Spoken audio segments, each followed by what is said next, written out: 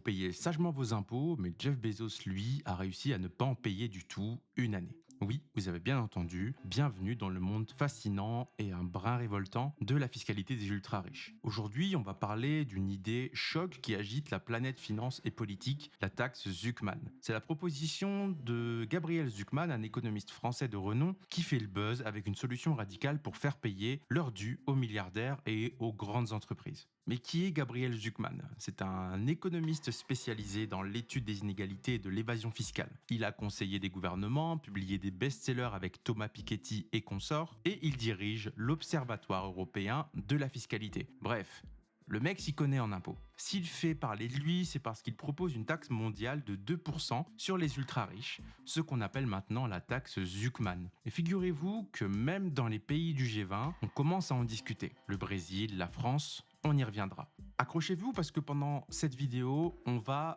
vous parler de la taxe Zuckman en essayant d'être le plus exhaustif et le plus neutre possible. Cette vidéo n'est pas à caractère politique, mais bien d'expliquer et de vulgariser ce qu'est la taxe Zuckman, ses limites et les potentiels bienfaits sur l'économie.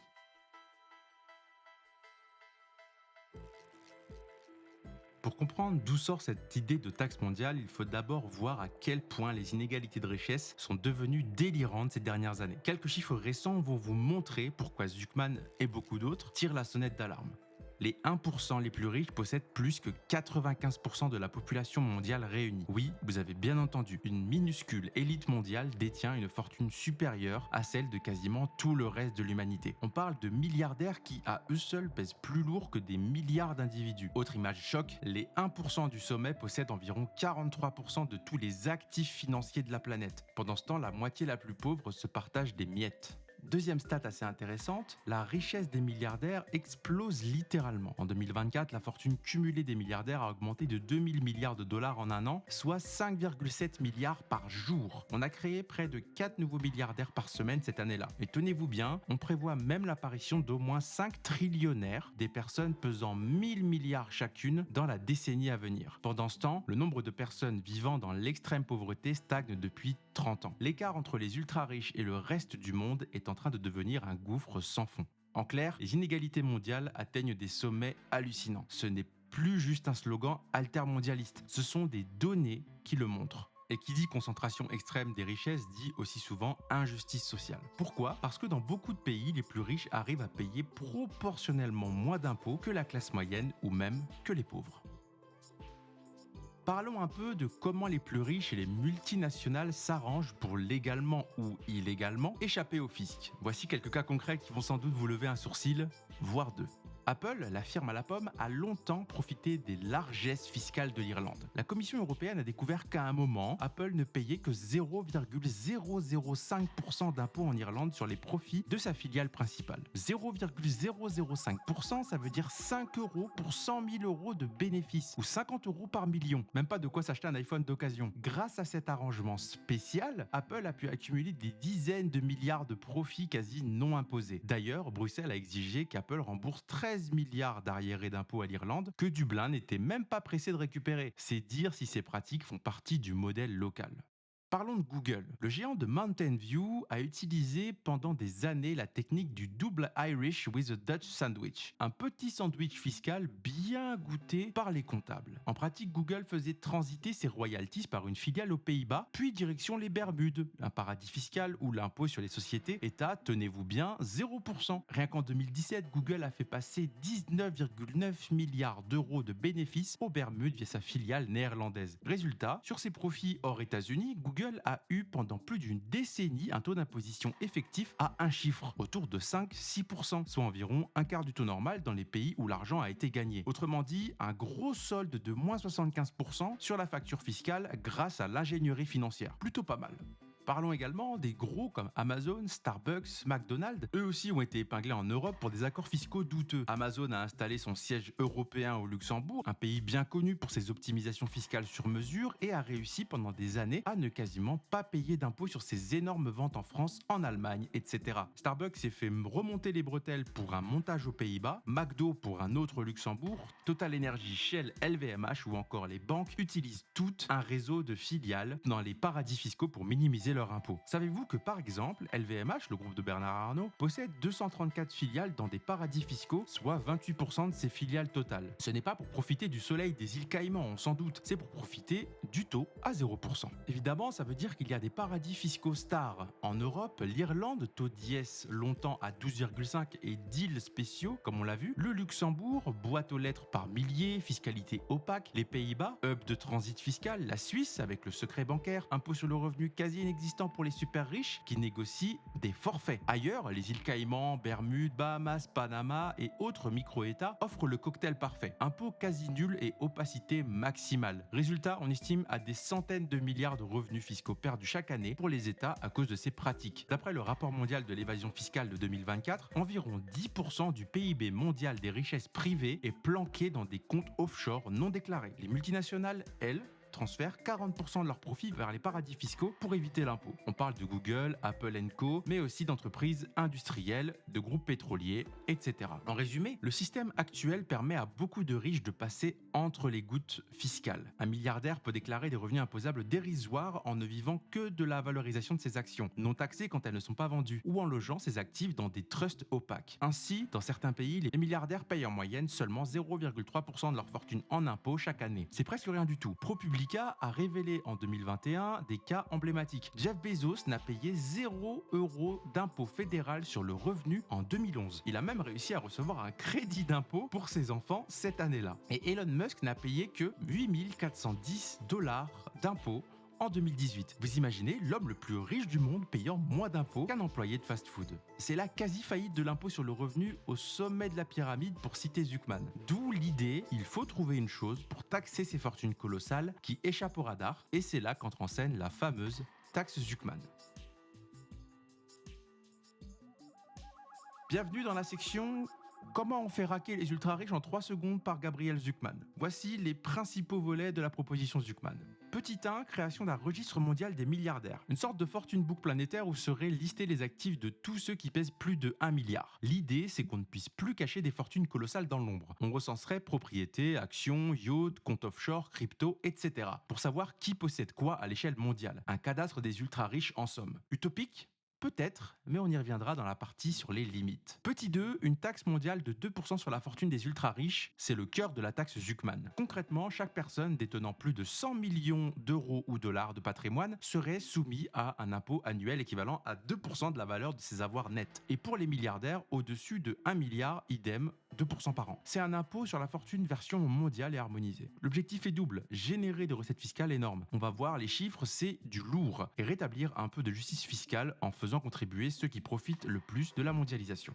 Petit 3, harmonisation fiscale internationale pour les multinationales. Gabriel Zuckman propose aussi de s'attaquer à l'autre grande faille du système, la compétition fiscale entre pays sur les sociétés. Effectivement, il prône un impôt minimum mondial sur les bénéfices des entreprises sur le modèle de l'accord de l'OCDE à 15%, mais potentiellement avec un taux plus ambitieux et moins de trous dans la raquette. L'idée, c'est qu'aucune multinationale ne puisse continuer de déclarer ses bénéfices dans un paradis fiscal à 0% sans que quelqu'un, quelque part, récupère au moins un impôt minimum. Zuckman et d'autres économistes vont même plus loin. Ils suggèrent de taxer les multinationales de manière unitaire. Au lieu de considérer Google Irlande, Google Bermudes, Google USA comme des entités séparées, on regroupe le profit global et on le répartit entre les pays où l'entreprise a des ventes, des employés, etc. Puis, chaque pays taxe sa part. Fini les jeux de coquillage où on déplace le profit par magie, là où l'impôt est quasi nul. Résumons simplement, Zuckman veut qu'on fasse payer 2% par an aux multimillionnaires, milliardaires sur leur patrimoine, et qu'on empêche les boîtes de faire de l'optimisation fiscale en imposant un plancher mondial.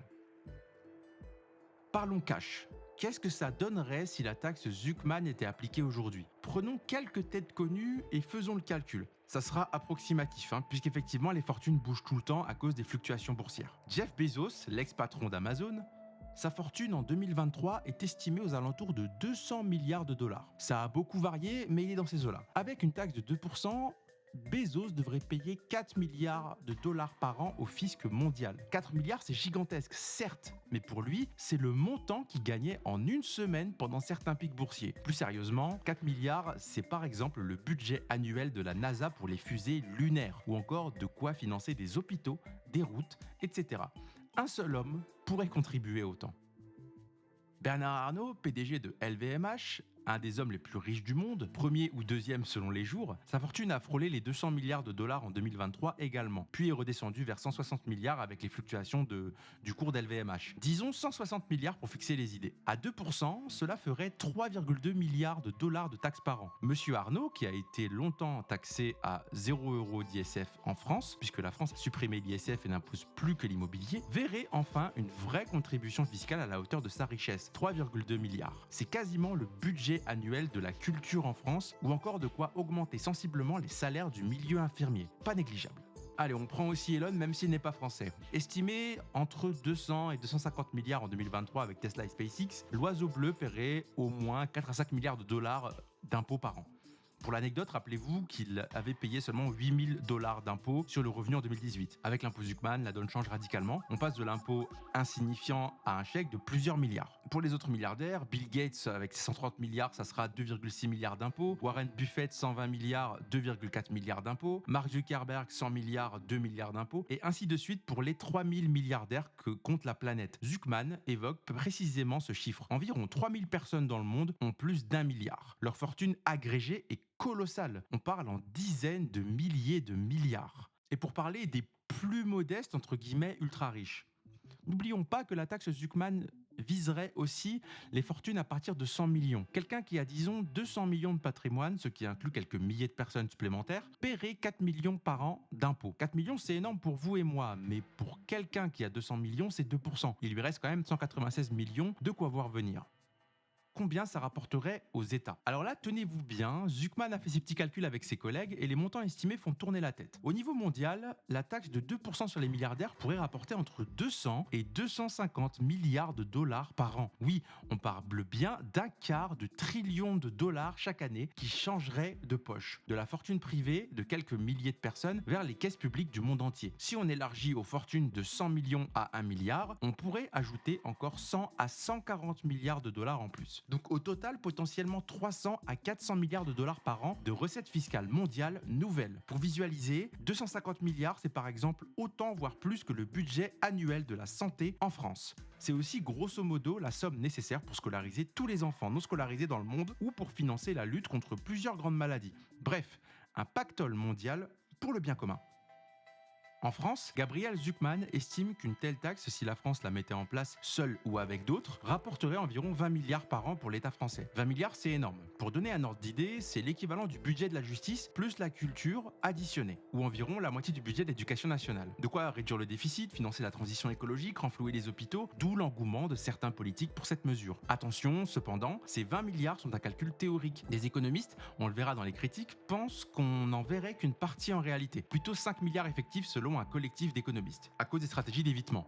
Mais même 5 milliards, c'est déjà le budget annuel de l'aide au développement ou de l'enseignement supérieur en France, donc pas peanuts. Aux États-Unis, le pays qui compte le plus de milliardaires, plus de 700, les estimations d'ONG américaines parlent de plus de 5 000 à 7 000 milliards de dollars de fortune cumulée pour les milliardaires US. Une taxe de 2% aux USA seuls pourrait ramener autour de 100 à 150 milliards par an pour le Trésor américain. Pour perspective, c'est plus que le budget annuel du département de l'éducation aux USA. De quoi financer pas mal de routes, d'écoles ou réduire un peu la dette colossale par exemple. Au niveau européen, un impôt européen sur les ultra-riches a été simulé. Ça pourrait rapporter plus de 200 milliards d'euros par an rien qu'à l'Union européenne, selon une étude récente. Énorme. Certains y voient une ressource budgétaire commune qui pourrait financer les biens publics européens, la défense, le climat, etc. D'ailleurs, un débat en France a même suggéré d'affecter une taxe ultra riche au budget de la défense européenne, vu les besoins accrus. On l'a vu passer dans l'actualité. Bref, les chiffres donnent le tournis. On parle de sommes annuelles qui pourraient transformer des secteurs entiers de la société si elles étaient investies dans la santé, l'éducation, la transition énergétique ou la réduction des inégalités. Vous imaginez, rien qu'avec 2% sur Jeff Bezos, on paye l'intégralité des salaires de 100 000 enseignants par an. Avec 2% de l'ensemble des milliardaires, on peut financer par exemple la vaccination universelle, l'accès à l'eau potable ou la lutte contre la faim à des niveaux inédits. Forcément, ça fait rêver sur le papier. Maintenant, tout ça semble idyllique, mais que se passerait-il réellement si on appliquait une telle taxe? Quels seraient les impacts sur l'économie, les riches eux-mêmes, les États, et est-ce qu'il n'y a pas un revers de la médaille? Transition toute trouvée vers notre prochaine partie, on va regarder les impacts potentiels, le bien que ça pourrait faire, mais aussi les réactions que ça pourrait déclencher. On pourrait observer déjà une certaine manne de recettes publiques. Effectivement, le premier impact évident, ce sont les recettes fiscales colossales dont on vient de parler. On peut s'amuser à décliner quelques exemples d'utilisation de ces fonds. 250 milliards par an au niveau mondial, c'est l'équivalent de ce que dépensent tous les gouvernements du monde réunis pour l'énergie propre actuellement. Donc on pourrait doubler l'effort annuel contre le changement climatique rien qu'avec l'argent des super riches. Avec 250 milliards de dollars par an, on pourrait quasiment éradiquer l'extrême pauvreté mondiale. Effectivement, les estimations pour sortir tout le monde de la pauvreté extrême tournent autour de 100 milliards par an. Bien sûr, il faut l'organiser et la volonté publique, mais financièrement, ça serait là. Au niveau d'un pays comme la France, mettons qu'on récupère 15 à 20 milliards par an, on pourrait diminuer le déficit budgétaire d'un bon tiers quand même, ou augmenter massivement les budgets des secteurs en crise, par exemple l'hôpital public qui manque de plusieurs milliards pour bien fonctionner, l'école où on pourrait embaucher et revaloriser les profs, la transition écologique énergétique. Effectivement, on pourrait faire tout ce qui est isolation des bâtiments, énergie renouvelable. Cet argent, les gouvernements n'en manqueraient pas d'usage utile, ça c'est clair. Certains évoquent même le financement des retraites, de la dépendance, bref, tous ces chantiers coûteux. Un autre point souvent souligné, c'est que ça permettrait d'alléger la pression fiscale sur les classes moyennes. Si les ultra-riches payent leur part, peut-être que le citoyen lambda pourrait être un peu moins ponctionné. Par exemple, en France, 15 milliards, c'est l'ordre de grandeur de recettes annuelles de l'impôt sur le revenu des classes populaires et moyennes inférieures. On pourrait imaginer baisser les impôts de la majorité et compenser par cette taxe sur la minorité très riche. Bon, tout ça, ce sont des bons choix politiques, mais l'idée, c'est de rendre l'impôt plutôt progressif. Réduction des inégalités. L'impôt sur la fortune, c'est un puissant égalisateur. Effectivement, 2% ponctionnés chaque année sur les gros patrimoines, ça freine leur croissance et ça réduit l'écart avec le reste de la population. Si on prend les 100 personnes les plus riches du monde, par exemple, supposons qu'elles valent ensemble 4000 milliards, c'est une hypothèse, une taxe de 2%, 80 milliards pris sur elles. Si cet argent est redistribué ou investi en services publics, ce sont potentiellement des millions de personnes aux revenus modestes qui en bénéficieraient. Donc le ratio de richesse entre le top 0,01% et le citoyen moyen se resserrerait un petit peu. On va pas se mentir, les ultra riches resteraient ultra riches même avec 2% en moins par an. Surtout s'ils continuent à faire fructifier leurs investissements à 5, 6, 7% par an. Mais la dynamique changerait. Aujourd'hui, la fortune des milliardaires croît beaucoup plus vite que l'économie réelle ou que les revenus des autres. Exemple, plus de 1000 milliards en 2024 pour les milliardaires, alors que le monde a une croissance de quelques pourcents seulement. Avec un impôt à 2%, on ralentit cette divergence. Thomas Piketty, le collègue de Zuckman, compare souvent cela à un seau percé qui permet de redistribuer un peu de l'eau accumulée en haut. Ça ne vide pas la piscine du riche, mais ça remplit quelques-unes piscines municipales si on veut. On pourrait mesurer l'effet sur les inégalités via l'indice de Gini, ou la part du top 1% dans les revenus nationaux. Effectivement, les modèles montrent une baisse de ces indicateurs avec une taxe sur la fortune bien calibrée. Par exemple, une étude européenne estimait que la part du top 0,01% dans la richesse totale pourrait diminuer significativement en une décennie de taxe Zuckman. Pour comparer, effectivement, les 2% prélevés sur les 100 plus grosses fortunes mondiales dont on parlait représenteraient, mettons, 80 milliards. Savez-vous à quoi ça correspond? À peu près au PIB des pays comme le Maroc ou la Slovaquie. Donc chaque année, on pourrait transférer l'équivalent de l'économie entière d'un pays moyen des riches vers la société. En 10 ans, c'est 800 milliards. De quoi vraiment changer la donne pour des milliards de personnes si c'est bien utilisé.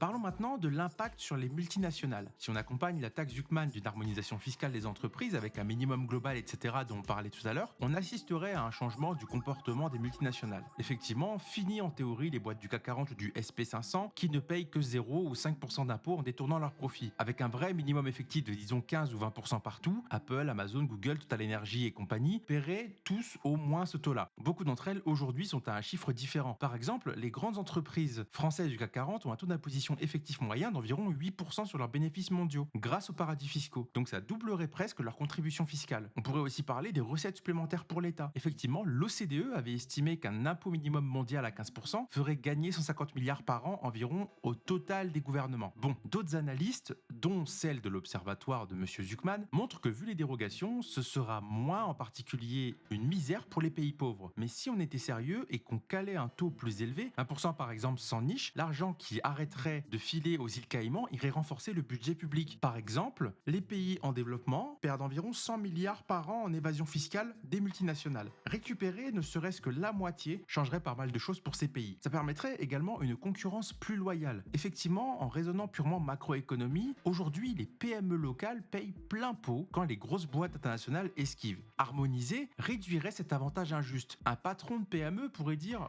au moins, mes concurrents géants payent aussi 15-20% quelque part. Ils ne peuvent plus tout planquer. Sur le long terme, ça peut rendre l'économie un peu plus équilibrée.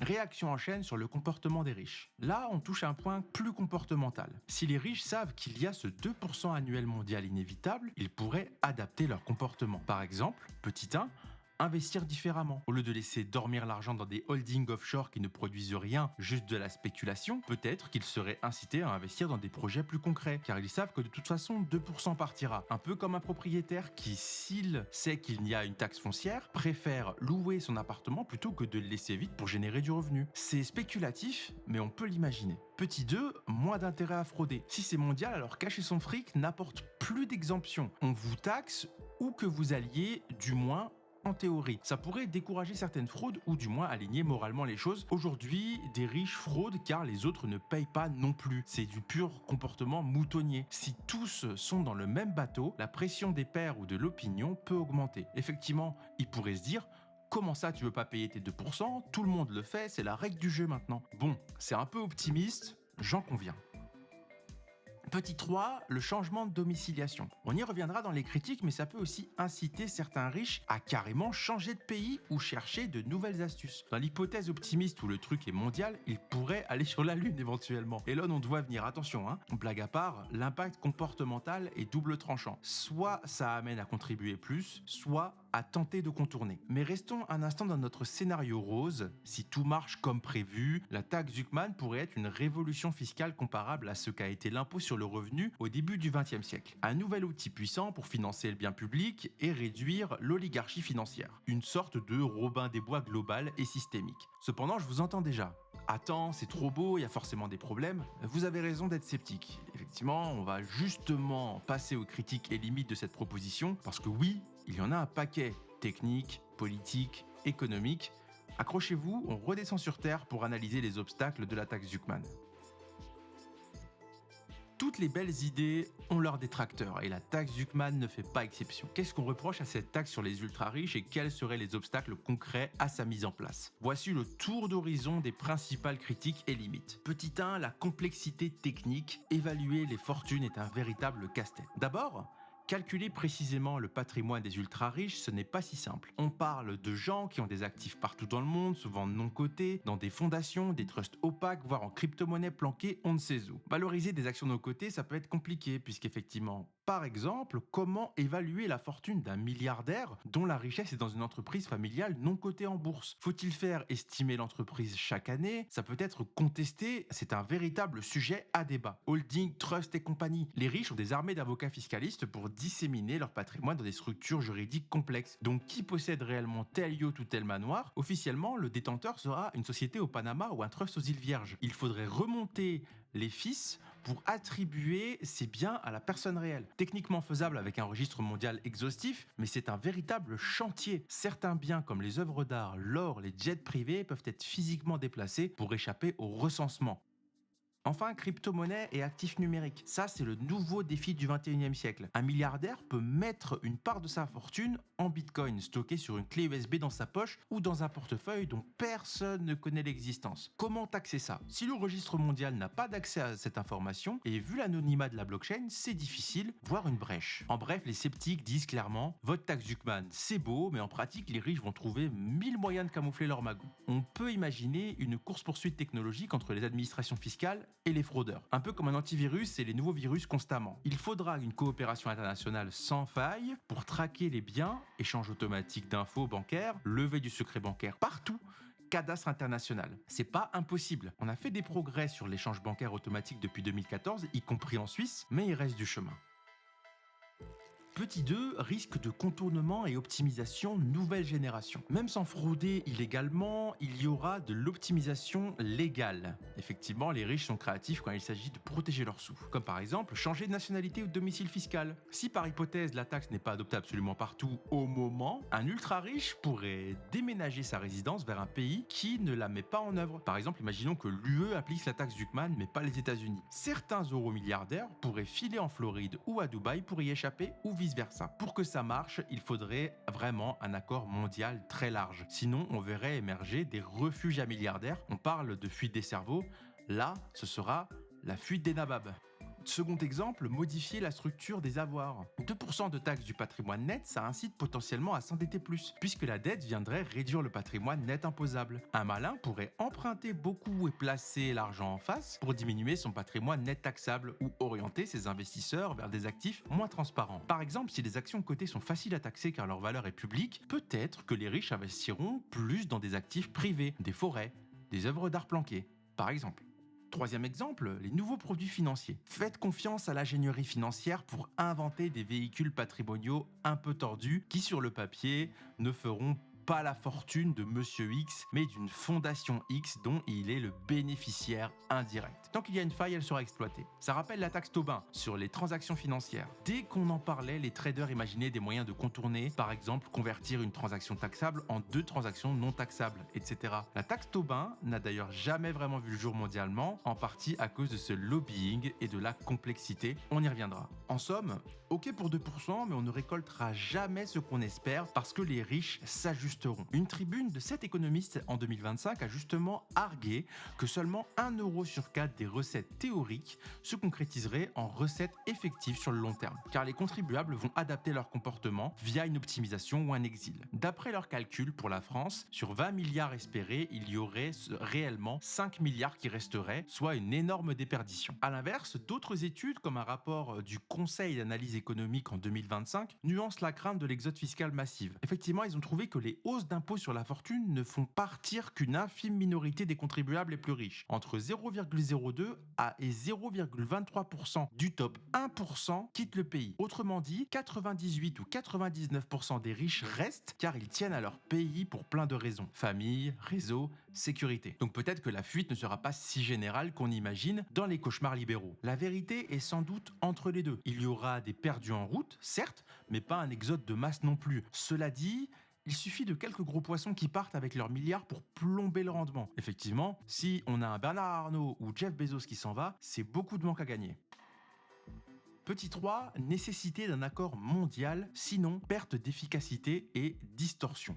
La taxe Zuckman, elle a un sens si elle est mondiale, dixit Macron lui-même. Beaucoup de responsables politiques le disent, si on fait ça tout seul, dans notre coin, on se tire une balle dans le pied. Pourquoi ? Parce que si une zone taxe et pas l'autre, l'argent va fuir vers la zone sans taxe. On l'a vu en France, quand l'ISF existait, certains fortunés partaient en Belgique, en Suisse, à Londres. Résultat, ça affaiblit la base taxable. Il y a donc une certaine coordination qui est quasi impossible à 100%, puisqu'effectivement, il y a près de 200 pays dans le monde. Obtenir un accord universel, c'est ultra compliqué. Déjà que les 140 pays de l'OCDE/G20 ont mis des années à s'accorder sur un petit 15% sur les sociétés, alors un impôt sur les individus ultra riches, c'est encore plus sensible. À l'époque du G20 de 2024, l'initiative du Brésil a été soutenue par la France, l'Espagne, l'Afrique du Sud, mais évidemment, les États-Unis se sont opposés et d'autres pays riches traînent les pieds. Sans les USA, difficile de faire un accord vraiment global. Si c'est pas mondial, alors on va taxer où ? Supposons que l'UE seul applique la taxe, un milliardaire italien devra 2% à qui ? À l'Italie seulement ou on mutualise ? Pareil pour un milliardaire allemand. On peut faire au niveau national, mais alors ça devient juste un patchwork d'impôts nationaux sur la fortune qu'on connaît déjà plus ou moins. Certains pays en ont un. Pas la vision Zuckman initiale qui était un impôt mondial possiblement géré de manière coordonnée. Enfin, il y a également des pays non coopératifs, forcément. On imagine mal des paradis fiscaux comme les îles Caïmans voter ça spontanément. Leur modèle économique est d'attirer les riches avec 0%. Idem, des pays comme la Russie ou certaines autocraties du Golfe, taxer les milliardaires locaux n'est pas dans leur logiciel. Donc au mieux, on aurait un accord entre les pays volontaires, typiquement l'UE, quelques pays d'Amérique latine, peut-être le Canada, l'Australie, mais ceux qui restent en dehors pourraient servir de base de repli pour les fortunes. Enfin, on aurait évidemment la fuite de capitaux. La conséquence directe, si l'accord n'est pas global, c'est que les capitaux risquent de bouger. Un gestionnaire de fonds pourrait déplacer son business de Paris à Singapour si l'Europe taxe plus. Les bourses pourraient voir moins d'introduction locale et plus à l'étranger pour échapper à la taxe. Encore une fois, à moins d'un coup de maître diplomatique pour que presque tout le monde joue le jeu, il y aura des zones franches. Petit 4, opposition politique et idéologique. Il faut le dire franchement, même s'il y avait une baguette magique pour appliquer techniquement la taxe, il y aura des forces politiques farouchement opposées. Lesquelles ? Sans grande surprise, les partis libéraux et conservateurs. Aux yeux de certains, cette taxe est une bombe économique, une punition injuste de la réussite, presque du vol légal. Des think tanks business friendly diront que ça va tuer l'investissement, décourager l'entrepreneuriat, faire fuir les talents. Ils sortiront l'argument du plombier polonais version riche. Nos milliardaires vont s'exiler stylé, nos startups ne voudront plus devenir grosses si on leur confisque 2% de leur boîte chaque année. Il y a un discours de la peur économique qui marche bien auprès d'une partie de l'opinion. Rappelez-vous, quand on prédisait que l'ISF ferait disparaître les riches français, bon, il y a eu quelques départs, mais pas l'hécatombe prétendue. Il y a aussi effectivement les pays protecteurs des riches. Certains gouvernements sont carrément complices ou bénéficiaires du système actuel. On dit un grand coucou à nos amis irlandais, luxembourgeois ou même les États-Unis, dans une certaine mesure, qui aiment garder la main sur leur fiscalité. Ils bloqueront toute tentative mondiale ou ne l'appliqueront pas chez eux. Au G20 2024, c'est exactement ce qu'il s'est passé. La taxe Zuckman n'a pas fait consensus et a été renvoyée à plus tard. On a juste une vague phrase sur assurer que les plus fortunés payent effectivement leur part.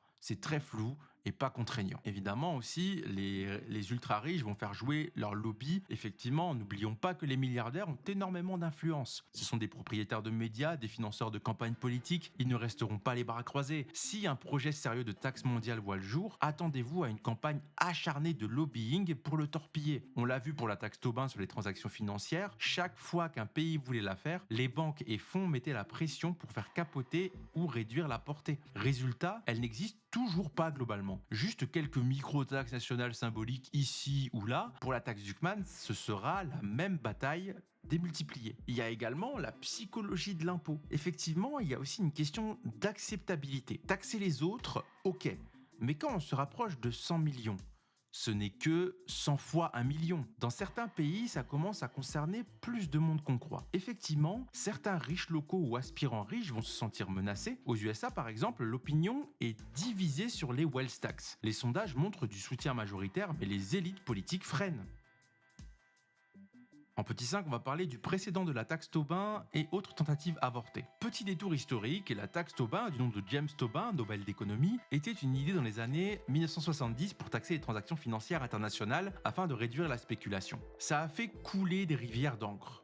Résultat, jamais appliqué à grande échelle, toujours repoussé, édulcoré, tout juste l'UE a tenté de faire une mini-taxe Tobin à 0,1%, mais le projet s'est enlisé car pas tout le monde était d'accord. Pourquoi on en parle? Parce que ça montre qu'une idée même soutenue par des économistes de renom peut ne jamais aboutir politiquement si les résistances sont fortes. La taxe sur les milliardaires pourrait connaître le même sort, discutée pendant des années, éventuellement adoptée partiellement dans quelques pays, mais pas de vraie portée globale. D'autres exemples, l'impôt minimum de 15% sur les multinationales négocié à l'OCDE en 2021, signé par 140 pays, on pourrait dire victoire. Sauf que 4 ans plus tard, en 2025, beaucoup de pays n'ont pas encore transposé. Les USA, piliers de cette négociation, ne l'ont toujours pas voté à cause du Congrès. L'UE a fini par le mettre en œuvre en 2024, mais l'accord a été considérablement affaibli selon Zuckman et son observatoire. Il souligne qu'une dérogation permet aux entreprises d'exclure une partie des actifs masse salariale de la base taxable, ce qui fait retomber le taux réel en dessous des 15%. En clair, même quand on a l'accord, on le truffe de trous. On peut tout à fait imaginer qu'une éventuelle taxe sur la fortune mondiale subirait le même genre de watering down. Ok à 2%, mais sur seulement la fortune au-delà de 1 milliard, et sauf œuvre d'art,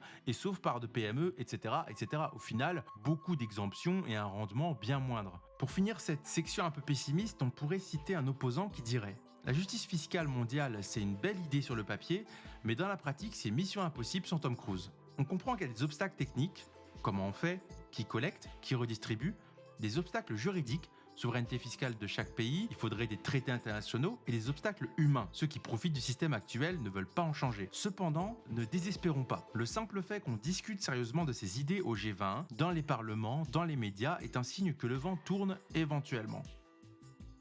On arrive au bout de cette plongée dans la taxe Zuckman et les enjeux de la fiscalité des ultra-riches. Que faut-il retenir en quelques phrases? Tout d'abord, cette vidéo n'est pas à caractère politique, il s'agit juste d'une explication complète avec un petit exercice de réflexion à la fin. On a essayé d'être le plus exhaustif et le plus neutre possible. Petit 2, les inégalités de richesse sont extrêmes et le système fiscal actuel laisse filer les plus riches à travers les mailles. Exemple choquant à l'appui, Bezos, Musk, Apple, Google, qui payent des clopinettes en proportion de leur fortune ou profit. La taxe Zuckman propose une solution ambitieuse, taxer 2% par an la fortune des multimillionnaires et milliardaires partout sur la planète et mettre en place un impôt minimum mondial pour les multinationales afin de récupérer des sommes faramineuses, plusieurs centaines de milliards par an pour le bien commun. Si elle voyait le jour, cette taxe pourrait financer des politiques publiques majeures et réduire un peu l'écart entre les ultra-riches et le reste de la société. Il y a aussi cette mission totalement humaniste dont on pourrait parler, c'est tout simplement éradiquer la faim dans le monde, pourquoi pas. Mais, car il y a des gros mais évidemment, la mise en œuvre est semée d'embûches, complexité pour évaluer toutes les fortunes, risque d'évasion et de contournement, nécessité d'une coopération quasi universelle, opposition féroce des bénéficiaires du statu quo, lobbyisme, etc. En gros, la taxe Zuckman oscille entre l'image du chevalier blanc de la justice fiscale et celle de l'utopie technocratique irréalisable. Et maintenant, la question à 1 million, ou plutôt à 1 milliard, pensez-vous que cette taxe va réellement voir le jour ? Est-ce que le gouvernement auront le courage et la coordination pour la mettre en place ? Ou est-ce qu'on va continuer avec ce système où, disons-le franchement, les riches jouent un petit peu à cache-cache avec le fisc, pensant que le citoyen lambda paye plein pot ? Dites-moi en commentaire ce que vous en pensez. Est-ce que vous seriez pour une taxe Zuckman mondiale ? Est-ce que vous êtes optimiste sur son adoption ou complètement dubitatif ? On peut lancer le débat, évidemment en restant respectueux et constructif. Avant de se quitter, on pourrait faire une mini-suggestion si la taxe ne voit pas le jour. Je peux éventuellement vous inviter à faire des holdings aux îles Caïmans pour bénéficier, nous aussi, d'un taux à 0%. Bien sûr, je plaisante. Clin d'œil. Plus sérieusement, si ce sujet vous a intéressé, n'hésitez pas à liker la vidéo pour nourrir l'algorithme. Promis, c'est pas l'optimisation fiscale, juste de l'optimisation de YouTube. Et à vous abonner à la chaîne pour d'autres vidéos décryptage finance et économie avec un ton un peu décalé. Activez la cloche pour ne rien rater, c'est gratuit et ça, même Gabriel Zuckman ne le taxera pas. Sur ce, merci d'avoir regardé jusqu'au bout la vidéo, j'espère que ce format complet vous a plu, que vous avez appris des choses et rigolé un peu malgré le sérieux du sujet. La justice fiscale, c'est pas seulement qu'une question de gros sous, c'est aussi une question d'équité et de démocratie et quelquefois d'humanisme. Allez, on se retrouve très vite pour une nouvelle vidéo. D'ici là, prenez soin de vous, payez vos impôts, et oui, et restez curieux. Ciao.